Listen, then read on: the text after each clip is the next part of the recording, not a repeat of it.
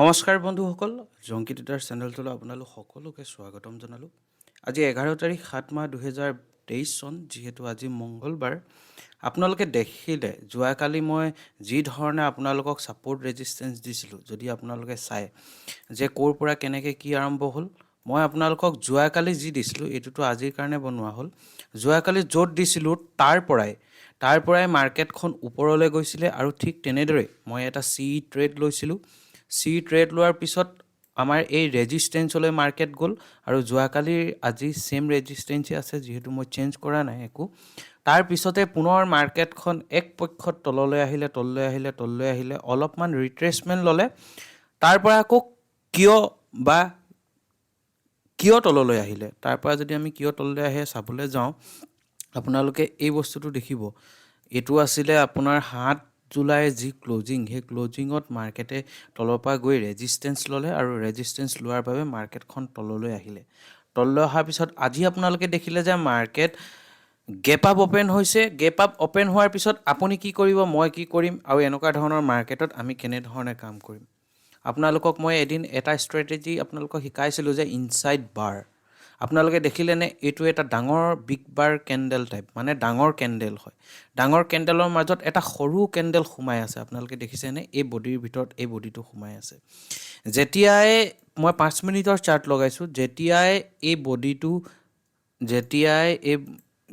এই সৰু কেণ্ডেলৰ ল'টো ব্ৰেক কৰিছিল, মই তেতিয়াই ইয়াৰ 1:1.5 মই টাৰ্গেট লৈ পিনি মই ট্ৰেডটো কৰিছিলোঁ। এতিয়া কিয় কৰিলোঁ, কাৰণ প্ৰথম কাৰণটো হ'ল আজিৰ দিনটোৰ ভিতৰত একেবাৰে হাইত আছে।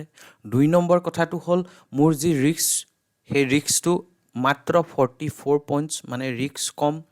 ৰিৱাৰ্ডটো মই 1:1.5লৈকে ল'ব পাৰোঁ, যিহেতু ইয়াত একেবাৰে তলৰলৈকে যি ডে ল' আছিলে, আজিৰ দিনটো ল'লৈকে একচুৱেলি ল'ব লাগে।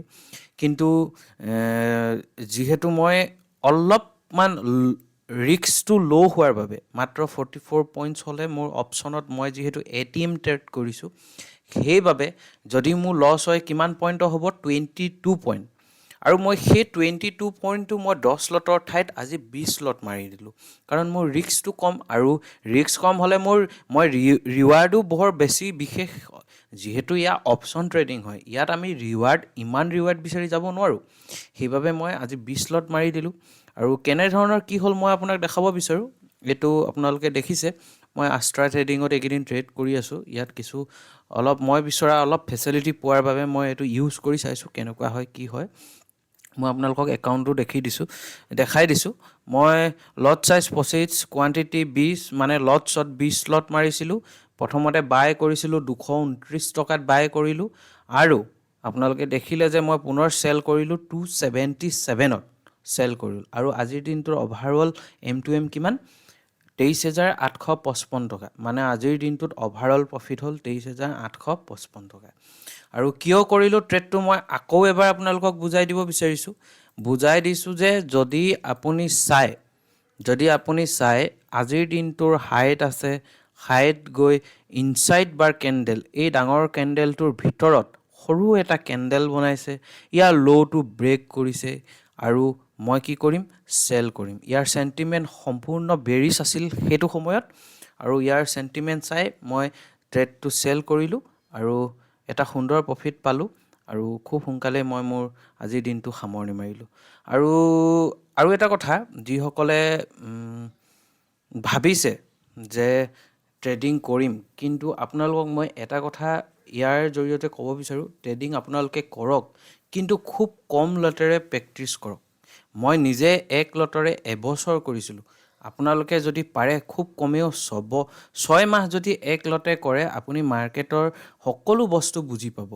আৰু মই আৰু এটা আপডেট আনি আছোঁ ষ্ট্ৰেটেজি আৰু আমাৰ ফৰ্মুলাৰ বিষয়ত। মই খুব সোনকালে আপোনালোকৰ মাজত দিম, আৰু খুব সোনকালে মই আপোনালোকলৈ এটা